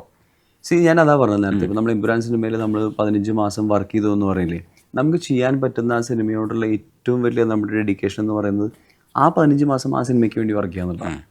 ചിലപ്പോൾ പലപ്പോഴും നമ്മുടെ ഇൻഡസ്ട്രി സ്റ്റാൻഡേർഡ്സ് അതിന് സമ്മതിക്കാറില്ല, പക്ഷെ ഞാനത് മേക്ക് ഷുവർ ചെയ്യാറുണ്ട്. അങ്ങനെ നമ്മൾ വർക്ക് ചെയ്യാതിരിക്കുമ്പോഴാണല്ലോ നമ്മൾ ഈ പറയുന്ന അതിനെപ്പറ്റി നമ്മൾ കൃത്യമായി പഠിച്ചില്ല എന്നുള്ള തോന്നൽ വരില്ല. അപ്പോൾ അതിൻ്റെ നമ്മുടെ സിനിമ തുടങ്ങിക്കഴിഞ്ഞാൽ സുജിത്ത് അവിടെ തന്നെ കാണും 99%. ഇപ്പോൾ ഒരു ഭയങ്കര കണ്ടിന്യൂറ്റി ആണ്, ഒരു 15 days കണ്ടിന്യൂസ് കാര്യമാണെങ്കിൽ എൻ്റെ ഒരു സാന്നിധ്യം ആവശ്യമില്ല. നമ്മളെല്ലാം സെറ്റ് ചെയ്ത് കഴിഞ്ഞു, അതിൻ്റെ ഫൈറ്റോ അല്ലെങ്കിൽ എന്തൊരു കാര്യമാണെങ്കിലും കണ്ടിന്യൂസ് ആണ് എന്ന് പറയുന്ന സ്ഥലത്ത് എൻ്റെ കളർ കോഡും പരിപാടിയും കാര്യങ്ങളൊക്കെ അവിടെ കഴിഞ്ഞ് കഴിഞ്ഞാൽ പിന്നെ ഞാൻ അവിടെ ഇല്ലെങ്കിലും കുഴപ്പമില്ല. പക്ഷേ ഐ മേക്ക് ഷുവർ ദാറ്റ് ഇപ്പോൾ ഇങ്ങനത്തെ സിനിമകൾക്ക് each and every major and minor സീൻസിൻ്റെ ഒരു കോസ്റ്റ്യൂംസ് എന്താണെന്നുള്ളത് എൻ്റെ ഡിസിഷൻ തന്നെയാണ്. ഓഫ് കോഴ്സ് അതിൽ ഡയറക്ടറൊക്കെ ഉണ്ട്. ഇപ്പോൾ ഡയറക്ടർ എടുത്ത് ചില സമയത്ത് ഇപ്പോൾ അദ്ദേഹം ഇപ്പോൾ രാജു പറയുമായിരിക്കും നമുക്ക് ഇത് മതിയോ എന്ന് ചോദിച്ചാൽ, അല്ല ഇതല്ലെങ്കിൽ ഇത് എന്തുകൊണ്ടെന്നുള്ള റീസൺ ഞാൻ പറഞ്ഞിട്ട് പിന്നെ അദ്ദേഹം ചിലപ്പോൾ ഓക്കെ അദ്ദേഹത്തിൻ്റെ റീസൺ പറയും. അങ്ങനെ ഒരു ഡിസ്കഷൻ സ്പേസ് ഉണ്ട് അവിടെ. സോ അതിൽ നിന്നൊരു തീരുമാനം ഉണ്ടാവും. പക്ഷെ നമ്മുടെ ഭാഗത്തു നിന്നുള്ളൊരു ആൻസർ നമുക്ക് പറയാനായിട്ട് നമ്മളവിടെ ഉണ്ടാവുക എന്നുള്ളത് ഭയങ്കര വലിയ കാര്യമാണ്. അങ്ങനെ നമ്മൾ എടുത്തൊരു തീരുമാനത്തിന് നമ്മൾ വീണ്ടും തിരിച്ചുപോയി ശരിയാക്കാൻ പറ്റില്ല. അതാണ് ഞാൻ നേരത്തെ പറഞ്ഞത്. അപ്പം നമ്മുടെ ഏറ്റവും വലിയ കോൺട്രിബ്യൂഷൻ എന്ന് പറയുന്നത് you give time to that project. ഇപ്പോൾ എന്താ പറയുക, ഇപ്പോൾ നമ്മൾ ഇത്രയും വലിയ സിനിമകൾ ഇവിടെ ഇറങ്ങുന്നു എന്ന് പറയുന്നു. ഇപ്പോൾ ആ സിനിമയുടെ 15 മാസം അല്ലെങ്കിൽ ഇനി 2.5 വർഷമൊക്കെ വർക്ക് ചെയ്തിട്ടുള്ള ആൾക്കാരുണ്ട് ഇതേ സിനിമയിൽ തന്നെ. അപ്പോൾ ആ ഡയറക്ടർ അത്രയും വർഷം 2.5 വർഷം വർക്ക് ചെയ്തിട്ടുണ്ടാവും. സോ മേക്ക് ഷുവർ ദാറ്റ് അദ്ദേഹം അത് ട്രൈ ചെയ്യുന്നതെന്ന് വെച്ചാൽ ഈ 2.5 വർഷം അതിൻ്റെ കൂടെ നിൽക്കുക എന്ന് പറയുന്നതാണ് അതിലത്തെ ഏറ്റവും വലിയ കോൺട്രിബ്യൂഷൻ. അതിൻ്റെ അപ്പുറത്തൊരു കോൺട്രിബ്യൂഷൻ ഇല്ല. അതേപോലെ സുജിത് വാസുദേവാണ് ക്യാമറ ചെയ്യുന്നത്. നിങ്ങൾ തമ്മിലുള്ള ഡിസ്കഷൻസ് ഒക്കെ നിങ്ങൾ എത്രത്തോളം കൂടുതൽ പൃഥ്വിരാജുമായിട്ട് മാത്രമാണോ സംസാരിക്കാമെന്ന് എനിക്കറിയില്ല, മൊത്തത്തിലുള്ള ഡിസ്കഷൻ പാർട്ടൊക്കെ വരുന്നുണ്ടോ? അതെങ്ങനെയായിരുന്നു? ക്യാമറമാനുമായിട്ട് നിങ്ങൾ വർത്തമാനം പറഞ്ഞിട്ടുണ്ടോ? ഇപ്പം ഇത്രയും വലിയ സിനിമയല്ലേ, ഇപ്പം ഞാനും സുജിത് വാസുദേവും സുജിത്തേട്ടനും അതുപോലെ തന്നെ ഇപ്പം ഇതിൻ്റെ ആർട്ട് ചെയ്തിട്ടുള്ള മണി എന്ന് പറയുന്ന മോഹൻദാസ് എന്ന് പറയുന്ന മണിച്ചേട്ടനും നമ്മൾ വിളിക്കുന്നത്, അതുപോലെ കുറേ ആൾക്കാർ, ശ്രീജിത്താണ് അതിൻ്റെ മേക്കപ്പ് ചെയ്തിട്ടുള്ളത്. ഇതിലൊരു ഭയങ്കര രസകരമായ കാര്യം എന്താണെന്ന് വെച്ച് കഴിഞ്ഞാൽ ഞങ്ങൾ ഈവൻ ലൂസിഫറിൽ പോലും ഒരു പ്രാവശ്യം പോലും നമുക്ക് ഈ സിനിമയെ ഒന്ന് ഡിസ്കസ് ചെയ്യാമെന്ന് പറഞ്ഞിരുന്നിട്ടില്ല. ഇതെന്നോട് സുജിത്തേട്ടൻ പലപ്പോഴും പറയാറുണ്ട്, എടാ ഞാനിങ്ങനെ തെലുങ്കിലൊക്കെ പോയിട്ട് അവിടെയുള്ള ആൾക്കാരൊക്കെ ഇരുന്നും 2, 3, 4 മണിക്കൂർ നേരം ചിലപ്പോൾ അതിൻ്റെ ബാക്ക്ഗ്രൗണ്ടൊക്കെ മാറ്റി പെയിൻറ്റ് ചെയ്യും, അല്ലെങ്കിൽ ചിലപ്പോൾ ആർട്ട് പ്രോപ്പർട്ടീസ് പലതും മാറ്റും, കോസ്റ്റ്യൂംസ്. ഇപ്പോൾ നമ്മുടെ സിനിമയുടെ പോലെയല്ലോ, നമ്മുടെ സിനിമ പലപ്പോഴും എത്ര വലിയ സിനിമയാണെങ്കിലും നമ്മൾ അതിൻ്റെ ഉള്ളൊരു നമുക്കൊരു കൺജഷൻ ഉണ്ട്. നമുക്കിതിൽ ഇതിൽ നമുക്ക് ചെയ്യാൻ പറ്റുമോ എന്നുള്ള ചോദ്യമുണ്ട്. ചെയ്യണം. കാരണം എന്താ വെച്ചാൽ നമ്മൾ സ്പെൻഡ് ചെയ്യുന്ന ഓരോ രൂപയും പിന്നെ നമ്മുടെ ഇത്രയും കുറവ് തിയേറ്ററിൽ നിന്ന് നമുക്ക് വരേണ്ട. ഇപ്പോൾ ലാൽ സാറിൻ്റെ പോലെ ഒരു ക്യാരക്ടർ ആണെങ്കിൽ പോലും നമുക്ക് അതിൻ്റെ ഉള്ള ഒരു 20 ചേഞ്ച് ഉണ്ടെങ്കിൽ നമ്മളൊരു 22, 23 ചെയ്തിട്ടുള്ളൂ. അപ്പം അതാണ് നമ്മുടെ സിനിമ. നമ്മളതിനെ അങ്ങനെ മനസ്സിലാക്കണമെങ്കിൽ കുറച്ചും കൂടെ ഈസിയാണ്. ഞാൻ പറഞ്ഞുകൊണ്ടെന്ന് വെച്ചാൽ അങ്ങനെ ഒരു ഡിസ്കഷൻ വലിയ രീതിയിൽ ഒരിക്കലും ഉണ്ടായിട്ടില്ല. അല്ലെങ്കിൽ ഇരുന്ന് അങ്ങനെ ഡിസ്കസ് ചെയ്ത് നമുക്ക് കാര്യങ്ങൾ ചെയ്യാം. പക്ഷെ നമ്മുടെ സിനിമയുടെ ഭാഗ്യം അല്ലെങ്കിൽ നമ്മുടെ ഇന്റേണലി നമ്മൾ ആ സിനിമയെ മനസ്സിലാക്കിയ രീതിയാണോ എന്നറിയില്ല. അത് പൃഥ്വിരാജിൻ്റെ കഴിവാണെന്ന് ഞാൻ പറയുള്ളൂ.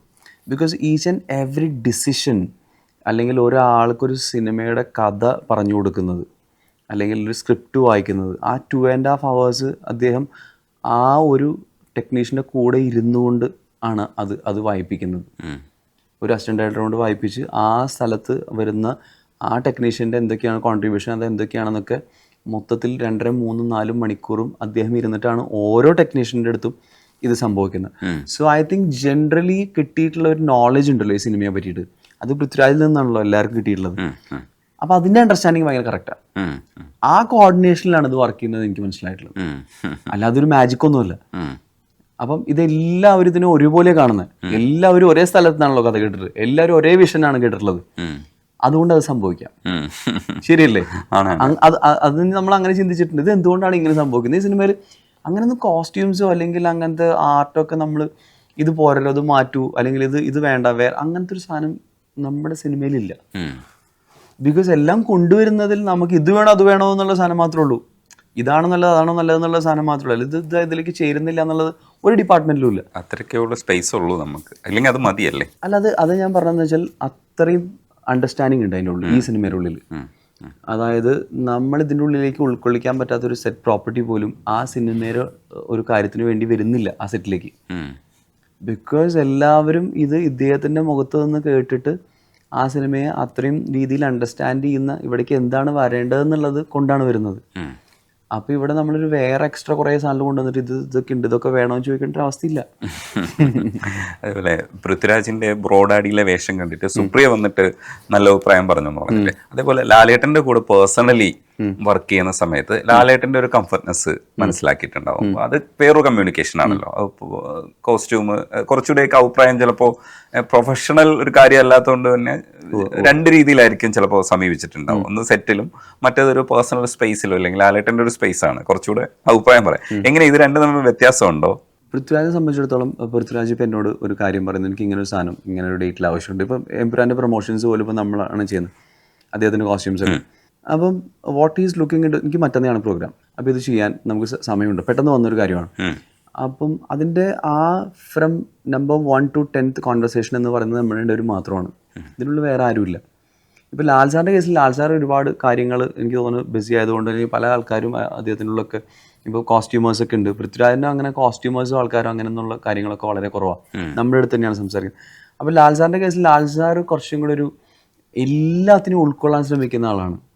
ഇപ്പം നമ്മളിതിലൊരു മോശം എന്തെങ്കിലും സംഭവിച്ചാൽ പോലും ഇപ്പം ഇത് അത്ര ഒരു നന്നായില്ലെങ്കിൽ അതിനും അദ്ദേഹം ഉൾക്കൊള്ളും എന്ന് പറയുന്ന പോലെയാണ് അദ്ദേഹത്തിൻ്റെ ഒരു രീതി. പിന്നെ ഇപ്പോൾ കുറച്ച് കാലമായിട്ട് ലാൽ സാർ കുറച്ചും കൂടെയൊക്കെ ഒരു യങ് ആയിട്ടുള്ള അല്ലെങ്കിൽ കുറച്ചും കൂടെ യങ് ലുക്കിംഗ് ആയിട്ടുള്ള കോസ്റ്റ്യൂംസ് ഇപ്പോൾ അടുത്ത കാലത്തൊക്കെ ഞാൻ പല സമയത്തും ധരിക്കുന്നത് കണ്ടിട്ടുണ്ട്. അതിപ്പോൾ അദ്ദേഹം കുറേ എനിക്ക് തോന്നുന്നു കുറേ വെയിറ്റ് ഒക്കെ കുറഞ്ഞിട്ടുണ്ട്. കുറച്ചും കൂടെ കാണാനൊക്കെ ഭയങ്കര രസകരമായ രീതിയിലാണ് അത്. അപ്പം എല്ലാം ചേരുന്നുണ്ട്.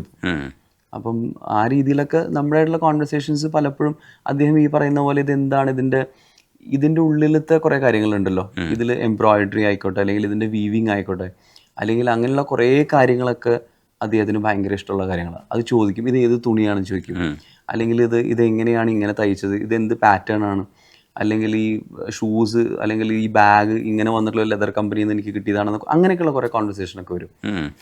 വിത്ത് Prithvi what happens is not much into that. He's looking into ഈ സിറ്റുവേഷനിൽ എനിക്ക് ഈ ഒരു സാധനം ആവശ്യം ഉണ്ടായിരുന്നു, അത് വന്നു, അത് കറക്റ്റാണോ, അത് ഇടുന്നു, അതിനെ അപ്രിഷിയേറ്റ് ചെയ്യുന്നു, മുന്നോട്ട് പോകുന്നു. ആ രണ്ട് വ്യത്യാസം രണ്ടുപേരും തമ്മിലുണ്ട്. പുറത്തും ചെയ്തിട്ടുണ്ട് എനിക്ക് തോന്നുന്നു. തനിയെ ഒരുവൻ അവിടെ അപ്രീസിയേഷൻ കിട്ടിയ ഒരു വർക്കാണ്. അപ്പം അവിടെ പോയി ചെയ്യുമ്പോൾ നമ്മളെ നാട്ടിലല്ല ചെയ്യുന്നത്, അവർക്ക് വേറൊരു സ്വഭാവമുണ്ട്. അത് സിനിമകൾ നോക്കി നമ്മൾ പഠിച്ചാൽ മനസ്സിലാവും. എങ്കിലും അതെങ്ങനെയാണ് കുറച്ചുകൂടെ അത് മനസ്സിലാക്കിയെടുത്തത്? അതും സ്ക്രിപ്റ്റ് തന്നെയാണോ ആശ്രയിക്കുന്നത്? ആ സമയത്ത് എനിക്ക് തോന്നുന്നു ഞാൻ ഭയങ്കര യങ്ങാണ്. ഒരു 11 വർഷം മുൻപൊക്കെയാണ് ഞാൻ ആ സിനിമ ചെയ്തിട്ടുള്ളത്. 11-12. ചില ആൾക്കാർക്ക് ഇപ്പം കോസ്റ്റ്യൂംസൊക്കെ ആയിട്ട് ബന്ധപ്പെട്ട് അവർക്ക് ഭയങ്കര താല്പര്യവും അല്ലെങ്കിൽ അതിൻ്റെ ഉള്ളിൽ നമ്മളെക്കാൾ ലേണിംഗ് ഉള്ള ആൾക്കാരാണ് അവർ. അതിങ്ങനെ കുറേ ആൾക്കാരുണ്ട്. ഇപ്പോൾ ഈവൻ പൃഥ്വിരാജ് അങ്ങനെയാണ്. ഇപ്പോൾ ലാൽ സാർ ഈ പറഞ്ഞ പോലെ ഇതിൻ്റെയൊക്കെ ഈ കേട്ടറിഞ്ഞുള്ള നോളജും അല്ലെങ്കിൽ കുറേ സ്ഥലങ്ങളിൽ ഇപ്പോൾ ഈ നെയ്ത്ത് എന്നൊക്കെ പറഞ്ഞ സ്ഥലത്തേക്ക് പലപ്പോഴും ലാൽ സാർ കൂടെ വന്നിട്ടുള്ള സ്ഥലങ്ങളുണ്ട്. നമുക്ക് അവിടെ നിന്ന് പോയി നോക്കാം. അല്ലെങ്കിൽ ചിലപ്പോൾ ഞാൻ അവിടെ പോയിട്ട് അവിടെ നിന്നുള്ള എന്തെങ്കിലും സ്പെഷ്യൽ സാധനങ്ങളൊക്കെ ഉണ്ടെങ്കിൽ അത് കൊണ്ടുവന്ന് ലാൽ സാറിന് കാണിച്ചു കൊടുക്കും. അപ്പോൾ ലാൽ സാറിന് അതൊക്കെ ഇഷ്ടപ്പെട്ട ഇപ്പോൾ പട്ടോല വ്യൂ എന്നൊക്കെ പറഞ്ഞിട്ടൊരു വ്യൂ ഉണ്ട്, നമ്മളവിടെ ഗുജറാത്തിൽ കണ്ടിട്ടുള്ളതാണ്. അപ്പോൾ അതെന്താണെന്ന് അറിയാനും അങ്ങനെയൊക്കെയുള്ള ആഗ്രഹങ്ങളൊക്കെ ഭയങ്കര കൂടുതലുള്ള ഒരു വ്യക്തിയാണ്. അപ്പം ചിലപ്പോൾ അദ്ദേഹത്തിനോട് വർക്ക് ചെയ്യുമ്പോൾ നമ്മൾ ആ കുറേ മേഖലകളൊക്കെ നമുക്ക് എക്സ്പ്ലോർ ചെയ്യാൻ പറ്റും. അരവിന്ദ് സ്വാമിയുടെ കാര്യം പറയുമ്പോൾ സൂട്ട്സൊക്കെ എന്ന് പറയുന്നത് നമ്മൾ കണ്ടിട്ടില്ലാത്ത പല ബ്രാൻഡുകളും ധരിക്കുകയും അല്ലെങ്കിൽ അതൊക്കെ ആയിട്ട് പല രാജ്യത്തും പോയിട്ട് അതൊക്കെ വാങ്ങിക്കുകയും ധരിക്കുകയൊക്കെ ചെയ്തിട്ടുള്ള ആളാണല്ലോ. സോ എന്നെ സംബന്ധിച്ച് നേരത്തെ പറഞ്ഞ പോലെ ഞാൻ വിചാരിക്കുന്നത് ഞാനിവിടെ ഒരുപാട് ഡിസൈൻ ചെയ്യുന്നതിനേക്കാളും ഒരുപാട് നല്ലത് അദ്ദേഹത്തിൻ്റെ ഒരു അറിവോട് കൂടി അത് എക്സിക്യൂട്ട് ചെയ്ത് കൊടുക്കുക എന്ന് പറഞ്ഞ കാര്യമാണ് ഞാൻ ആ സമയത്ത് ചെയ്തിട്ടുള്ളത്. നമ്മളവിടെ ഒന്നും ചെയ്യേണ്ട കാര്യമില്ല, നമ്മളിങ്ങോട്ട് പഠിച്ചാൽ മതി. കാരണം നമുക്കൊരു മാസ്റ്റർ ആണല്ലോ നമ്മുടെ കൺമുന്നിൽ കിട്ടുന്നത്.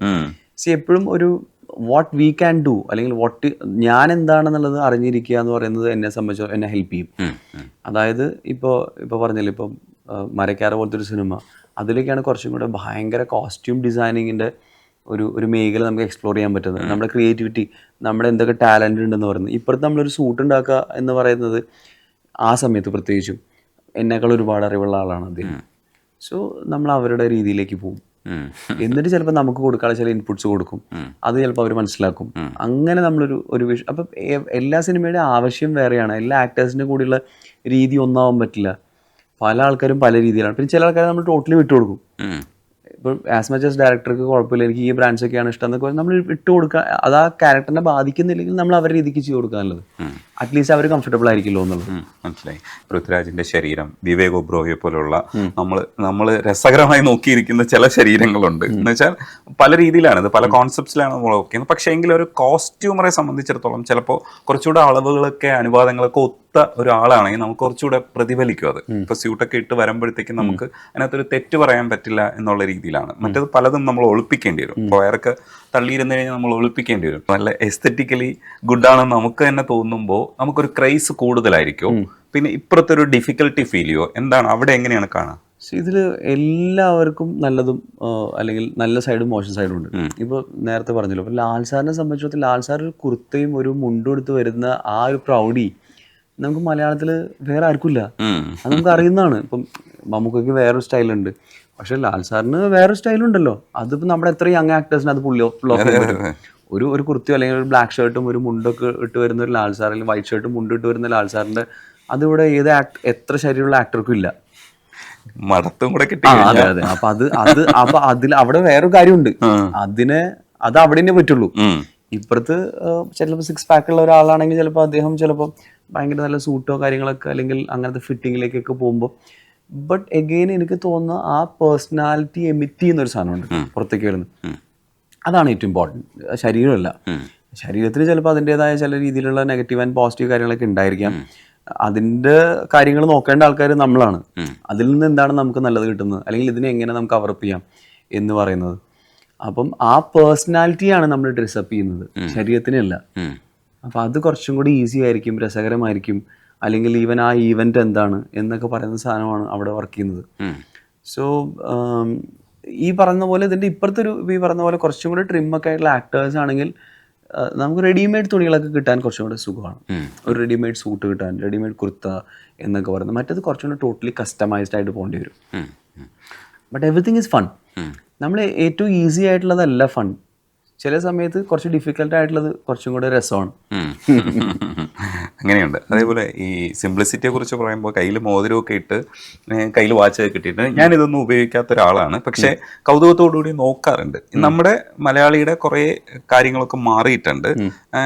മുണ്ടെടുക്കുന്നവരായാലും ഇപ്പോൾ കയ്യിൽ എന്തെങ്കിലുമൊക്കെ ഒരു ചരട് കെട്ടിയോ ഇല്ലെങ്കിൽ എന്തെങ്കിലുമൊക്കെ തരത്തിൽ നമ്മളതിനെ ഒന്ന് എൻഹാൻസ് ചെയ്യാൻ ശ്രമിക്കാറുണ്ട്. അത് ചിലപ്പോൾ മാച്ച് ചെയ്യാൻ ശ്രമിക്കാറുണ്ട്. അങ്ങനെയൊക്കെ ഉള്ളൊരു കാര്യം കൂടുതൽ ശ്രദ്ധിക്കുന്നുണ്ട്. ചില പുതിയ കാര്യങ്ങളൊക്കെ നമുക്ക് വന്നിട്ടുണ്ട്. അപ്പോൾ ഇയറിങ്സ് ഒക്കെ എനിക്ക് തോന്നുന്നു പുറത്തുള്ള ബാംഗ്ലൂരൊക്കെ പോയപ്പോൾ പഠിക്കാൻ പോയപ്പോഴൊക്കെ ഇട്ട് തുടങ്ങിയതായിരിക്കാം. ഇത്തരം കാര്യങ്ങളിൽ നമ്മൾ കുറച്ചുകൂടെ മാറിയിട്ടുണ്ട്. നമ്മുടെ കൾച്ചറലി നമ്മൾ കുറച്ച് മാറിയിട്ടുണ്ട്. അത് എത്രത്തോളം നമ്മൾ നോക്കി അംഗീകരിച്ചാലും ഇല്ലെങ്കിലും മാറിയിട്ടുണ്ട്. നമുക്ക് മാറ്റം പ്രകടമാണ്. ഈ മാറ്റം ഒക്കെ കാണുന്ന സമയത്ത് ഒരു എന്റർടൈൻമെന്റ് ആണ് ഇതിനകത്തുള്ള ഒരു ഫാക്ടർ എന്ന്. നമുക്കൊരു സന്തോഷം ഉണ്ടാവുക എന്നുള്ളതാണ്. പക്ഷെ ഒരു കോസ്റ്റ്യൂമർ എന്ന് പറയുന്നത് കുറച്ചുകൂടെ ഇതിനെ ഇങ്ങനെ ഭയങ്കരമായിട്ട് നോക്കേണ്ടതുണ്ട്, എന്തൊക്കെ മാറ്റം വരുന്നു. അപ്പൊ അതിനനുസരിച്ച് നമ്മുടെ ഡ്രസ് സ്റ്റൈലുകളും ചിലപ്പം മാറുന്നുണ്ടാവാം. ഇതൊക്കെ ഇങ്ങനെ ഭയങ്കര ബുദ്ധിജീവിയായിട്ട് അന്വേഷിച്ച് കണ്ടു പഠിക്കാൻ ശ്രമിക്കുമോ, അതെ ജസ്റ്റ് ഇങ്ങനെ? എനിക്ക് തോന്നുന്നു ഞാൻ അങ്ങനെയുള്ള കാര്യങ്ങൾ ഒരുപാട് നോക്കി പഠിക്കാറില്ല. അതായത് ആവശ്യം എന്താണോ എന്നുള്ളതാണ് കാര്യം. അല്ലെ, ഇപ്പം നമ്മൾ ചിലപ്പോൾ ഒരു ഫംഗ്ഷന് പോകുന്ന പോലെ അല്ല ചിലപ്പോൾ നമ്മൾ വീട്ടിലിരിക്കുന്നത്, അതുപോലെ നമ്മൾ ബെഡ്റൂമിൽ ഇരിക്കുന്നത്. അപ്പം അതിൻ്റെ ഉള്ളിൽ നമ്മൾ ഒരുപാട് സ്റ്റഡി ആൻഡ് ലേണിങ്ങിൻ്റെ ആവശ്യമില്ല. ബിക്കോസ് ഇപ്പം ഇതിൽ പല മേഖലകളുണ്ട്. ഒരാൾ ഫാഷൻ ഡിസൈനർ എന്ന് പറയുന്നത് ടോട്ടലി ഒരു പുതിയ ഫാഷനോ അല്ലെങ്കിൽ എക്സിസ്റ്റ് ചെയ്യുന്നൊരു ഫാഷനെ വിൽക്കുന്ന ഒരാളാണ്.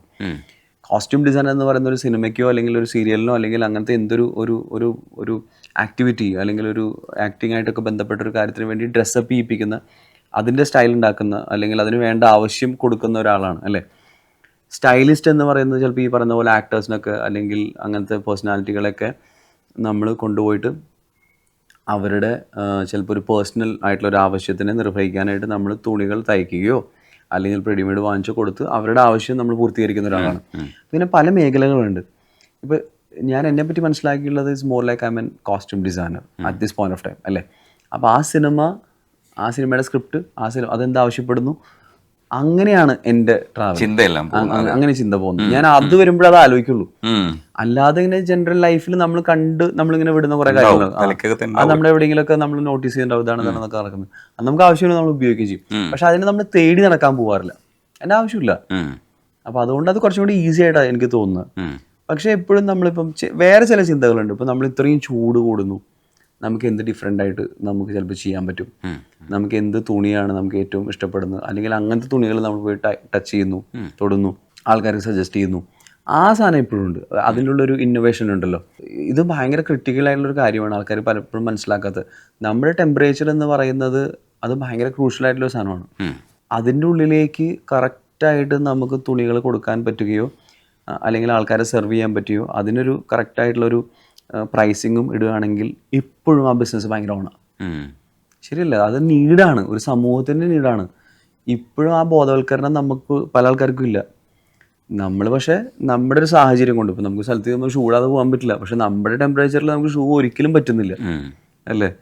അപ്പം അത് ഒരു പ്രാക്ടിക്കാലിറ്റി വെച്ചുകൊണ്ട് വേണം മുന്നോട്ട് പോകാൻ. ആ ഏരിയയിലൊരു കാര്യം കൂടെ ഉള്ളത്, ചിലതൊക്കെ നമ്മൾ തന്നെ കെട്ടിപ്പോവേണ്ട ഒരവസ്ഥ വരും.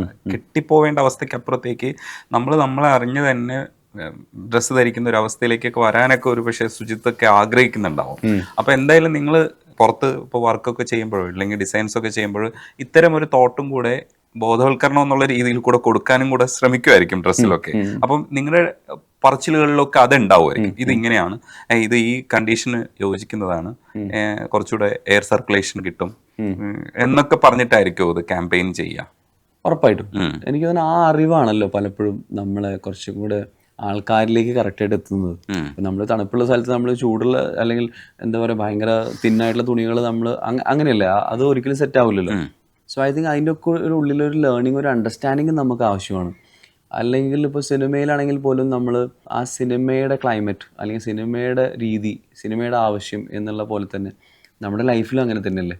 ഇപ്പോൾ ഒരു ഒക്കേഷന് പോകണം, ആ ഒക്കേഷൻ ഇങ്ങനെയാണ്, ആ ഒക്കേഷൻ എന്താ എമിറ്റ് ചെയ്യുന്നത്, നൈറ്റ് ആണോ ഡേ ആണോ, അല്ലെങ്കിൽ ഇപ്പം എന്താ പറയുക ഒരു സ്റ്റുഡൻസ് ഒക്കെ ഇരിക്കുന്ന കുറച്ചുകൂടെ യങ് ആയിട്ടുള്ളൊരു ക്രൗഡാണോ, എൽഡർലി ക്രൗഡാണോ, അല്ലെങ്കിൽ ഇത് എമിറ്റ് ചെയ്യുന്ന ഒരു ഭയങ്കര സീരിയസ് ആയിട്ടുള്ളൊരു നോട്ടാണോ, ഫണ്ണാണോ എന്നുള്ള കാര്യങ്ങളിലൊരു അണ്ടർസ്റ്റാൻഡിങ് ഉറപ്പായിട്ട് നമുക്കുണ്ട്. അത് നമ്മളെ ഹെൽപ്പ് ചെയ്യുള്ളൂ. അല്ലെങ്കിൽ മറ്റേ ആൾക്കത് അറിയില്ലെങ്കിൽ പോലും അയാൾ അവിടെ ചെന്ന് നിൽക്കുമ്പോൾ അയാൾക്ക് മനസ്സിലാവും, ഓ യാ ഇത് കറക്റ്റാണ് എന്നുള്ളത്. അപ്പോൾ അത് നമ്മൾ അറിയാതെ വരുന്നതാണ്, ഇപ്പോൾ ജോലിയുടെ ഭാഗമായിട്ട് വരുന്നതാണ്. ഇപ്പം ഞാൻ രജനീഷിൻ്റെ പല ഇൻ്റർവ്യൂസ് ഞാൻ കണ്ടിട്ടുണ്ട്. ഇപ്പോൾ മ്യൂസിക്കായിട്ട് ബന്ധപ്പെട്ട ഒരാളുടെ അടുത്ത് വളരെ മ്യൂസിക്കലിയുള്ള ക്വസ്റ്റ്യൻസ് ആണ് ചോദിക്കുന്നത്. മേ ബി താങ്കൾക്ക് അതിലൊരു ഭയങ്കര ചിലപ്പോൾ ഇൻട്രസ്റ്റ് ഉണ്ടായിരിക്കും. പക്ഷേ ഹാവിങ് സെഡ് ദാറ്റ് നിങ്ങൾ അതല്ലാതെ വേറൊരു മേഖലയിൽ ചെല്ലുമ്പോഴും നിങ്ങളുടെ ക്വസ്റ്റ്യൻസ് ഭയങ്കര റെലവെൻ്റ് ആണ്. അത് നിങ്ങൾ അറിയാതെ വരുന്നതാണെന്ന് എനിക്ക് തോന്നുന്നത്. കുറച്ചൊക്കെ നമ്മൾ നോട്ട് ചെയ്യുന്നുണ്ടാവും, ചിലപ്പോൾ ഒരു പ്രിപ്പറേഷനൊക്കെ ഉണ്ടാവും. പക്ഷെ വേറെ കുറേ നമ്മുടെ ബാക്ക് ഓഫ് ദ മൈൻഡിൽ കിടക്കുന്ന കുറേ കാര്യങ്ങൾ നമ്മളവിടെ എക്സിക്യൂട്ട് ചെയ്യുന്നുണ്ടാവും. അത് നമ്മുടെ ജേണിയാണ്. എമ്പുരാനിലേക്ക് തിരിച്ചു വന്നാൽ എപ്പോഴും അതിലേക്ക് തിരിച്ചു വരാൻ എപ്പോഴും തോന്നിക്കൊണ്ടിരിക്കും. കാരണം റിലീസിന് ഡേറ്റ് അടുക്കും തോറും നമുക്ക് എപ്പോഴും ചിന്ത അതായിരിക്കും. നമ്മളെല്ലാവരും ഭയങ്കര ഇതായിട്ട് നോക്കുക, ഒന്ന് ഇൻഡസ്ട്രിയിൽ അത്തരം വലിയൊരു പടം വരുമ്പോൾ ഉണ്ടാക്കുന്ന പ്രതിഫലനം, രണ്ട് അതിൻ്റെ കഥയെ സംബന്ധിച്ചോ അല്ലെങ്കിൽ ആ സിനിമ കാണാനുള്ള ഒരു ആഗ്രഹം ഉണ്ടാവും. എമ്പുരാനിൽ ഇതൊക്കെ ചെയ്യുമ്പോഴും സാറ്റിസ്ഫാക്ഷൻ കിട്ടിയിട്ടുള്ള മൊമെന്റ്സ് ഉണ്ടാവും. ഔട്ട് കാണുമ്പോഴായിരിക്കും ചിലപ്പം അത് നല്ല കളർ വന്നിട്ടുണ്ട്, നമ്മൾ ഉദ്ദേശിച്ചൊരു സാധനം വന്നിട്ടുണ്ട്, നമുക്ക് ഒരു സിനിമയ്ക്ക് എത്രത്തോളം യോജിക്കുന്നുള്ളത് അവർ പറയേണ്ട അഭിപ്രായമാണ്. പക്ഷെ നമുക്ക് ചില സാറ്റിസ്ഫാക്ഷൻസ് കിട്ടിയ ഇത് കൊള്ളാം, ഇത് ഞാൻ വിചാരിച്ചതുപോലെ വന്നിട്ടുണ്ട്. അതാണല്ലോ നമ്മുടെ ജഡ്ജിങ് എന്ന് പറയുന്നത്. കാരണം ക്യാമറ വേറൊരു സംഗതിയാണ്, ലൈറ്റ് ചെയ്യുമ്പോൾ വേറൊരു സംഗതിയായിട്ട് മാറും. അത് അവിടെയൊക്കെ നമ്മൾ ഉദ്ദേശിച്ചത് തന്നെ വന്നിട്ടുണ്ടോ? ഉറപ്പായിട്ടുണ്ട്. ബിക്കോസ് ഞാൻ നേരത്തെ പറഞ്ഞ പോലെ നമ്മളതിനു വേണ്ടി അതിൻ്റെ ഹോം വർക്ക്, അതിൻ്റെ ബാക്ക് സൈഡിൽ നമ്മൾ ചെയ്തിട്ടുള്ള വർക്ക് എന്ന് പറയുന്നത്, അതിൽ നമ്മൾ വീട്ടിൽ നിന്ന് ഇറങ്ങുന്നതിന് മുൻപ് നമ്മളിതൊക്കെ പക്കയാണോ എന്നൊരു ചോദ്യം നമുക്കുണ്ടല്ലോ. ഞാൻ ഇതിനൊക്കെ വേണ്ടി പ്രിപ്പയർഡ് ആയിട്ടാണോ ഞാൻ ഈ ഷൂട്ടിംഗ് സ്പോട്ടിലേക്ക് പോകുന്നത്, എൻ്റെ കയ്യിലുള്ള സാധനങ്ങളൊക്കെ കറക്റ്റ് അല്ലേ എന്നുള്ളൊരു ചോദ്യം. അപ്പം പ്രത്യേകിച്ച് ഈ സിനിമ ഷൂട്ട് ചെയ്തിട്ടുള്ളത് സാധാരണ ഒരു സിനിമയുടെ ഒരു രീതിയിലേക്കല്ല.